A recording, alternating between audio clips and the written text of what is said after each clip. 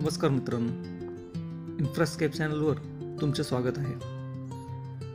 पुणे नाशिक प्रवास हा पूर्वीपासूनच कंटाळवाणा आणि रटाळा आहे. या रस्त्याचे चौपदरीकरण होण्यापूर्वी सिन्नर, संगमनेर, आळेफाटा, नारायणगाव, मनसर, राजगुरुनगर या गावांमधली ट्रॅफिक पार करताना नाकी नऊ यायचे. तसेच महोदरी, चंदापुरी, अवसरी आणि खेडघाट या प्रवासाला आणखीनच कठीण बनवायचे. आणि पुण्यातल्या ट्रॅफिकबद्दल जितके बोलावे तितके कमीच. 2014 साली पुणे नाशिक हायवेच्या चौपदरीकरणाला सुरुवात झाली. 2020 पर्यंत सिन्नर, संगमनेर, बोटा या गावांचे बायपास आणि सर्व घाट सेक्शनचे काम पूर्ण झाले. पण आळेफाटा, नारायणगाव, मनसर आणि राजगुरुनगरचे बायपास पूर्ण होईपर्यंत 2024 उजाडले. रस्त्याचे चौपदरीकरण पूर्ण झाले, पण या 10 वर्षात ट्रॅफिकचे प्रमाणही वाढले. त्यामुळे प्रशासनाने पुणे नाशिक दरम्यान एक्सप्रेसवे तयार करण्याचा निर्णय घेतला. 2022च्या अखेरीस MSRDCने फिजिबिलिटी रिपोर्ट आणि DPR तयार करण्यासाठी टेंडर नोटीस काढले. तसेच या प्रोजेक्टसाठी कन्सल्टंट म्हणून मोनार्क सर्व्हेअरला अपॉइंट करण्यात आले. जमिनीचे मोजमाप देखील पूर्ण करण्यात आले.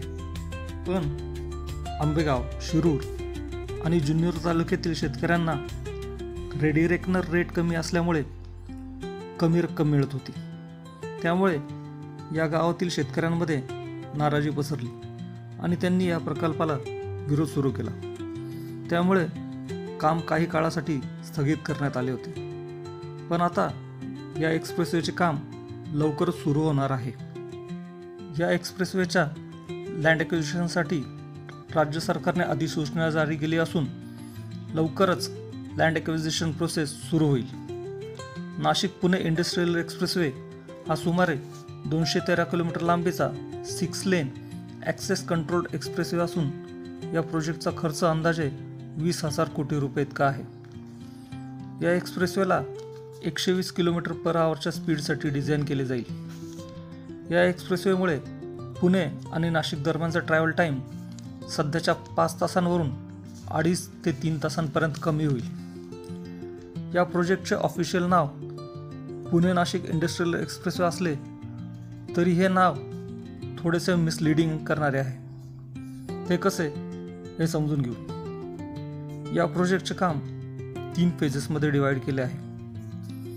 या एक्सप्रेसवेच्या फर्स्ट फेजची सुरुवात मुळशीजवळ पुणे रिंग रोडच्या इंटरचेंजपासून होईल आणि शिर्डीजवळ सुरत चेन्नई एक्सप्रेसवेच्या इंटरचेंजवर संपेल.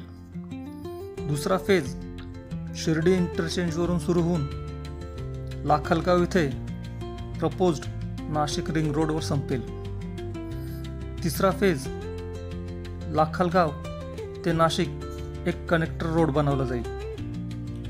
मॅपमध्ये दाखवल्यानुसार येलो कलरमध्ये असलेला फेज 1 135 किलोमीटरचा असेल, तर रेड कलरमध्ये दाखवलेला शिर्डी इंटरचेंज ते लाखलगावपर्यंत सुरत चेन्नई एक्सप्रेसवेवरचा फेज 2 हा 60 किलोमीटरचा असेल, तर ब्ल्यू कलरमध्ये अंदाजे 18 किलोमीटरचा कनेक्टर रोड असेल.